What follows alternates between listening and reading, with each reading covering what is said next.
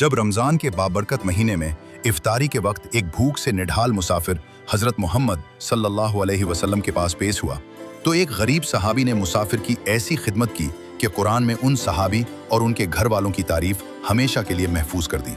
ये उस वक्त की बात है जब मस्जिद नबवी में नमाज असर के बाद एक मुसाफिर हाजिर हुआ। उसका चेहरा पीला, लिबास फटा और हालत बेहाल थी। वो नबी करीम सल्लल्लाहु अलैहि वसल्लम के पास आया और गिड़गिड़ाकर अर्ज करने लगा, या रसूल अल्लाह, मैं भूख और प्यास से निढाल हूँ, मेरी मदद फरमाइए।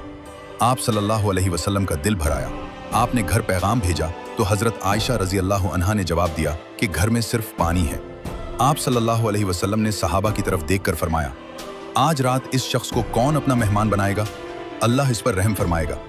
हज़रत अबू तलहा अंसारी रज़ी अल्लाह अन्हु खड़े हुए और मेहमान को अपने घर ले गए। घर पहुंचकर अहलिया से पूछा, कुछ खाने को है? उन्होंने जवाब दिया, खुदा की कसम, सिर्फ बच्चों के लायक थोड़ा सा खाना है।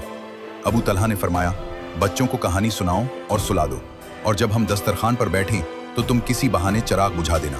हम अंधेरे में अपना मुंह ऐसे हिलाएंगे जैसे हम भी खा रहे हैं, ताकि मेहमान पेट भर कर खा सके और उसे शर्मिंदगी ना हो। उम्मी सुलाम ने बच्चों को कहानी सुनाकर सुला दिया। जैसे ही खाना शुरू हुआ तो उम्मी सुलाम ने चिराग बुझा दिया। अंधेरे में अबू तलहा और उम्मी सुलाम अपने हाथ ऐसे चलाते रहे जैसे खा रहे हैं, मगर हकीकत में वो एक लुकमा भी नहीं खा रहे थे। मेहमान बेफिक्र होकर पेट भरकर खाता रहा। रात में मियाँ बीवी और बच्चे भूखे सो गए, मगर दिल मुतमईन थे कि रसूल अल्लाह के मेहमान की खिदमत कर दी।